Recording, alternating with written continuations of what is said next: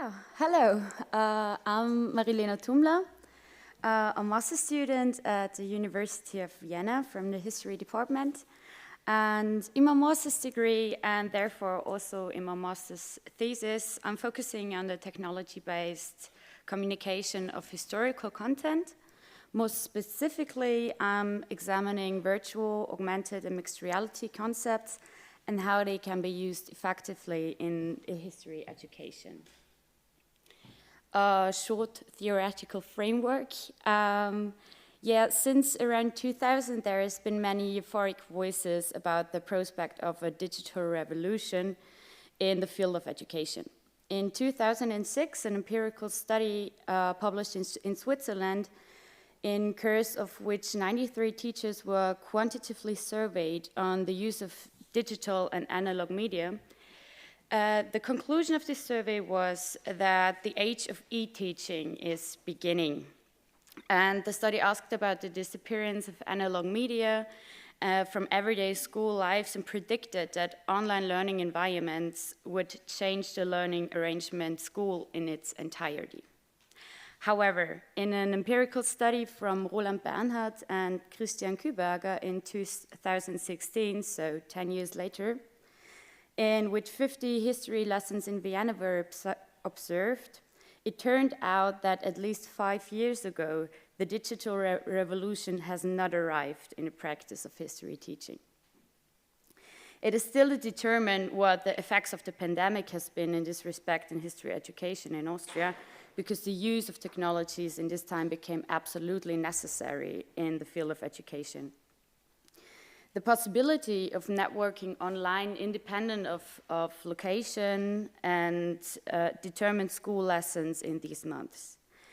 There is now no question that teachers must also participate in these developments. But also apart from the change to e-learning, new technologies are an enrichment for education because they make it possible, better than most approaches, to relate to the students' everyday lives. Not only due to the pandemic, modern technologies have become a natural part of communication, which is why education and also education research in particular needs to deal with them, as education has the task of preparing young people in a digital society. In recent years, artificial realities have received special attention both in practice and in research, namely augmented reality, virtual reality, and mixed reality. As we heard before, there's differences between these different types of realities. In contrast to virtual reality, in which the user is completely immersed in the virtual world, in mixed reality concepts, the interaction between the user and the environment is not limited to the virtual sphere. Augmented reality takes place in the physical world and is an enhanced version of reality created by the use of technology to add information to the physical world seen through the device, like we can see on the left picture.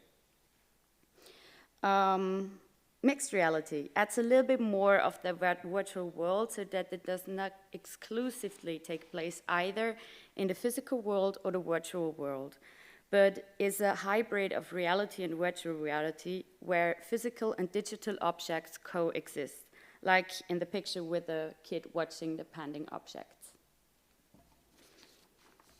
Since smartphones and other digital devices are now part of most students' everyday lives, the use of mixed reality in the classroom will probably become a relevant factor, also in history education, since they provide so many possibilities in this field. Mixed reality concepts are also convincing due to their flexibility, because they can be used with different devices like tablets, smartphones, or wearables like Google Glass, and they can be connected with other applications and the real environment in order to adapt the experience to the learning situation. In history education, these technologies might be very useful. For example, they provide the possibility to combine different historical sources, like when we have a historical picture or a video from a historical event or an illustration about a historical element. Also, we have maybe eyewitness reports as audio elements or 3D visualizations from buildings that do not exist anymore. So in mixed reality concepts, we can all put that together into one package. So in this project, I will develop an app. I will plan the app, and I will make the historical content and the didactical background and the theoretical background. The programming skills are not mine. That's others to do. Yeah, important for me is that the app draws on findings from history education research in order to implement the claim to initiate historical thinking processes. So after the planning process and the creating of the historical content, which took place the last months, the development process of the application will hopefully begin in October. After the release, the success of the app will be measured by a survey, whereby especially the influence on the historical thinking processes shall be evaluated. In the app, the history of Dombian, for our listeners online, Tombin is a city in the west of Austria. Tombin is to be worked through by means of relevant events, places, or developments, which in turn are divided into 12 stations all over the city. The stations were selected on the basis of various factors. On the one hand, it was important to me to depict the time span from the late Middle Ages until the here and now. On the other hand, the aim was to deal with the most important elements of the city's history and the most important places of the city. But I didn't want to ignore, and these are very important to me, important second-order concepts such as gender history, migration history, the history of everyday life, religious and cultural particularities, or the multi-layered aspect of labor differences, and so on. Yeah, now I'm pleased to present you the app, which will hopefully soon also exist outside my scrapbooks. The application is designed as a location-based mixed reality app. On an interactive animated map, the users can become explorers of the city's past and search for places, stories, and people from past centuries. The stations are divided into epochs as well as thematic areas. These subdivisions are visualized with color guardians and tags. They serve as an orientation in time. So I don't know why, but the Middle Ages appear a dark red to me. I don't know why it is that way. And the modern times are more like light blue, but that has no theoretical background. It's just my interpretation of colors. Yeah, as an explorer game, the app is intended to turn its users into adventurers, which should stimulate positive emotions and other motivational aspects that are important for learning. By completing quests and collecting points, users can playfully achieve the status of an explorer. This aspect of the app is based on the findings of game-based learning. To enhance the feeling of traveling back in time, the mixed reality concept is to be created that appeals to all senses and with which information can be obtained, like I said, from 3D visualizations, original narratives, historical sources, artistic illustrations, and the real physical environment. As in the extremely successful smartphone game Pokemon Go, the users embody an avatar that moves around on a virtual map according to the movements in the real world.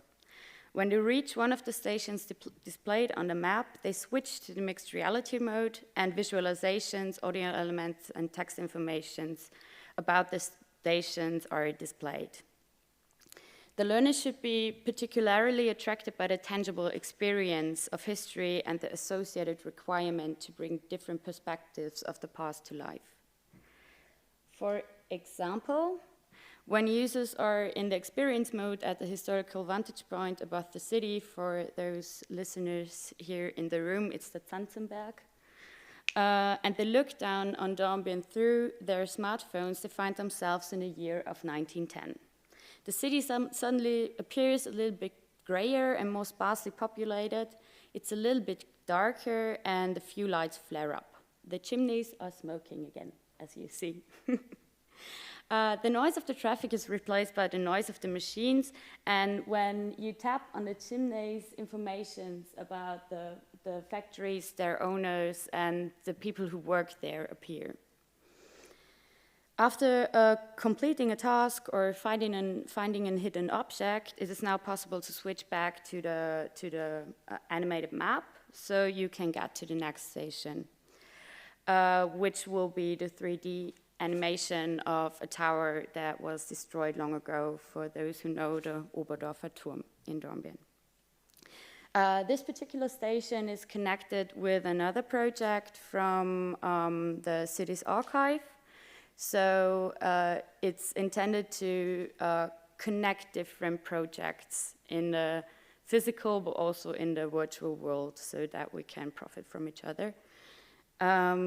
Another station would be the Rüschwerke, which is at the Dombiner in Natura, where also the city's archive, in connection with an EU project, made a virtual tour through the Rüschwerke, where the explorers can see different perspectives from labor, like a woman, a forced labor worker, the city's owner, the factory owner, so that these perspectives are all in that experience.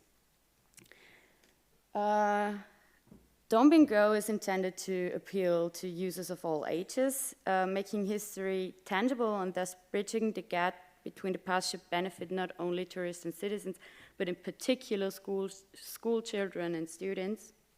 However, from a didactic point of view, it is of great interest and thus will be determined if students can start processes of historical thinking, or if they uncritically adopt the content which is presented. The underlying didactical concept and the material for teachers accompanying the application are intended to promote these historical thinking processes and the development of historical skills. And in connection with this, the EU competences for lifelong learning and the Faro Convention are to be addressed, which is always very important for history teachers. Three topics such as migration, equality, inclusion, and the communication of common values, aspects of the personal, but also of the common culture are to be illuminated. Thinking of the past, we often have certain images in our minds, what it looked like, but the more distant the past is, the less clear the details become. How exactly did this building look like? Which color was it? What was it used for? It's not always possible to answer these questions so precisely, and in order to raise the awareness among the app's users, I will also work with illustrations from different European artists, and the different illustrations should empathize the multi-perspectivity of history and avoid an unreflective adoption of the content provided. In addition to relevant aspects of the urban history, the perspectives of eyewitnesses will be conveyed in a playful way. This work with the local history and the stories of the elders, especially from that, could especially benefit the younger generation, I think. In a user-centered expansion of the application, interested people could be offered the opportunity to contribute ideas and stories to expand the application. Like if you have a great-grandmother living in Tombin that has a wonderful story about something, or knows a really important place, in an expansion we will try to put that in the app too. But that's a time to go to there. In the spirit of the Faro Convention, the value of the cultural organs can thus be promoted in an ever-evolving pluralistic society in cooperation with the users of the application. The aim is to span a digital network across Dombian so that this application, combined with other projects, can make a valuable contribution to the educational and cultural landscape of the city. because it's my master's thesis, I have research questions, and I want to present it to you. Yeah, research indicates that mixed reality technologies have great potential when it comes to historical teaching, but there have only been a few studies which measured the extent to which historical thinking can be initiated with mixed reality. So that's my main focus, to measure that historical thinking processes, and I think that will be the most complicated thing to do. I think it will be like qualitative, but maybe a little bit of mixed method system. Yeah, so I'm measuring the historical thinking processes, the motivation, and the learning outcome, like we measure it in a test in school. Yeah, we're still processing of figuring out the best approach to test, like I said, but regarding motivation and learning success, I will measure it qualitatively, quantitatively, sorry, I'm always bringing that too, sorry. Quantitatively, and in order to the historical thinking processes and the historical skills, it will be a qualitative method. Yeah, a short summary is referring to results of the literature review preceding this research. It can be said that mixed reality technologies have great potential, especially in the historical, when it comes to exploring historical content. Yeah, for that reason, I'll try to design that mixed reality app, and hopefully historical thinking processes will be initiated, and I hopefully will measure that in that survey. I think we have a little bit time left because I was a little bit fast, actually. So I'll jump over the questions and the literature. Sorry. Yeah, maybe you're interested in some of the stations since you maybe know Dombian. Yeah, we have here a picture on the left side of the Oberdorfer Turm. We have a scale-through model of that Oberdorfer Turm. It's like that big, but I want it to be bigger, so it has to be virtual.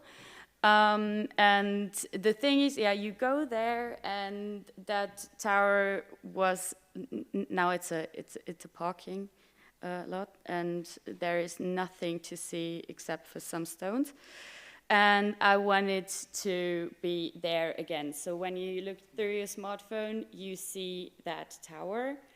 And the thing with the illustrations is that what is different in mixed reality in any case, but we have a pretty good list of the furniture because they were really Austrian and listed everything. So yeah, we have a pretty good list, but we don't know the size of the object. We don't know which color it was. We don't know where exactly it was. And I don't want to pretend that we know, so I want to work with artists that, yeah, put their point of view and their imagination in it so that the user knows it could have been that way, but maybe not. And also, I think it's an interesting thing to put a little bit art in that whole thing. Yeah, we have, of course, we have the landmark of Tombin, das Rote Haus, the red house. Yeah, its history is not that, I don't know, exciting. So I dig a little bit deeper, and the man, the Danner, who built that house with his wife together, was from Switzerland, and that's the first station where I want to talk about migration, especially labor migration, because it's really important for Dombian as an industrial town. And yeah, he brought the secret of the cheese, of the hard cheese from Switzerland with him. which we are really proud of. So I want to show a little bit that also that was possible due to migration, and also very important for the economy at that time, because we're really good in cheese now. On the right side there, that's the oldest house of Tombin from the 13th century. Not everything of it, of course, but parts. It's also, we don't know nothing about it, really nothing. So there are rumors, but that's not really correct. So I just want to give a hint on that house with the station of the Oberdorfer Turm, because they're really close to each other. We also see the Dombin marketplace with the flags and the swastikas. I want to create it in a way that you look through your, excuse me. Yeah, you look through your smartphones and you see the marketplace with all that swastikas. And I don't know if it's possible, we'll see, with some Nazis marching in. I know it's a really complicated topic, but it's really important that we address it, because we are called, or were called, das braune Nest, and that's not far away from the truth. So we have to, of course, we have to deal with it. And I want to show, especially in that stations, really much eyewitness reports, movies. We have movies of that scene, which are colored a little bit, so it's really great content. But I also want to show this, as always, different perspectives, that is Mr. Turteltaub. That's the only Jewish family we had in Dombin. And we also want to share their history and their point of view. And there will be a link to the Holocaust Museum in Berlin, because they also have a little phrase from his son, about his son. So I want to raise the awareness that most people in Dombin don't know that family Turteltaub, but it's in the Berlin Museum. Great. That's also pretty important for me. The Rüschwerke thing I just explained is combined with a viral project from the city's archive, where you can make a virtual tour. That is not my thing, but it's all connected, so I'm glad that we can participate from each other. And down there is a new building, but it's not new and it's not there anymore. It's the Weltlichtspiele, it was a cinema. And in that cinema, many migrants, mainly Turkish, every Sunday watched movies they could understand, and was like a gathering point. So I want to make another migration station out of it. Like I said, because labor migration is such an important issue in a city like Tombin, and we shall not forget about that, because we had labor migration in any time, and we mainly just see the last one, but not the ones before. So I want to raise awareness of that too. And I think questions we'll do at the panel, or have you any questions about the app in general shortly? Maybe we'll have time for that. Okay.